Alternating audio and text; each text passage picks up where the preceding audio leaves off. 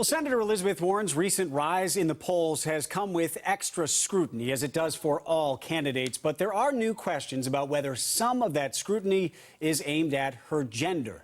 Joining us now to talk about that is Amanda Hunter with the Barbara Lee Family Foundation. Always so good to see you. Thank you for coming back on. Thank you so much for having me. And we know you have some new research on this exact topic. And I want to start with the headline of that research that you just published. Double standards are still the norm when it comes to women in politics. So what exactly did you find? Well, I think the most encouraging headline from this research is that the notion that women are unelectable and not as electable as men is a tired myth. Voters were open to voting for women candidates from a variety of different backgrounds.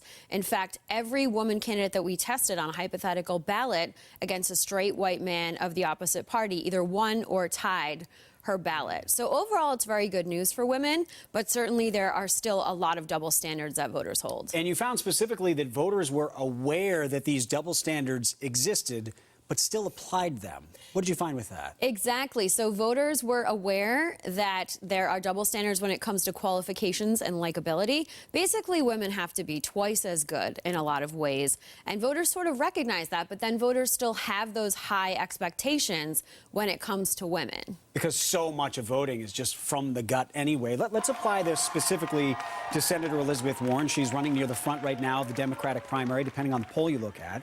And I want to read to you this headline in the Washington Post. Is Elizabeth Warren angry and antagonistic, or are rivals dabbling in gendered criticism? That is the headline from the Washington Post. Some of her opponents have begun to use those terms about her, angry, antagonistic.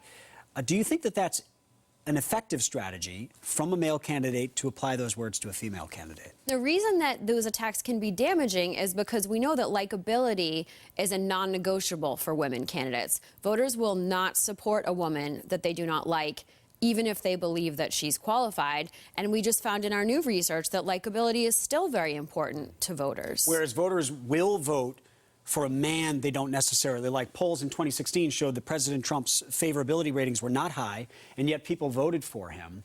But I could see someone watching this interview saying, but Elizabeth Warren is antagonistic. She labels herself as the fighter in the race.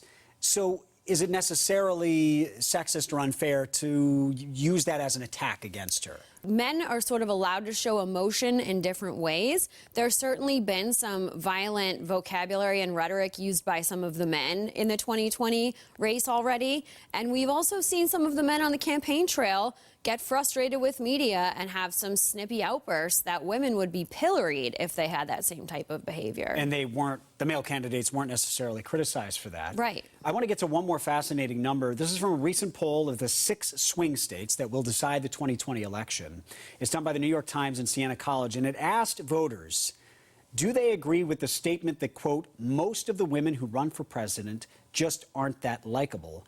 And 40% of the respondents in these 6 swing states said yes. And that has to be, obviously it's a certain way of getting at a question about sexism in our society, but that has to be an alarming number for Elizabeth Warren, that 40% of voters say, I just think women who run for president aren't that likable. Well, and that 40% was out of a very small percentage. So I think if you look at kind of the big picture, it's like 6%. So it's pretty small, but it still shows you that there is a very entrenched stereotype on what a presidential candidate looks like, and that's because for hundreds of years it was a straight white male. And so all of the women running are breaking down those stereotypes, but they're still very deeply held. Where can people go to find the rest of that research? To our website, blff.org. Excellent. Amanda Hunter, thank you so much for the Barbara Lee Family Foundation. We always appreciate having you on. Thank you for having me.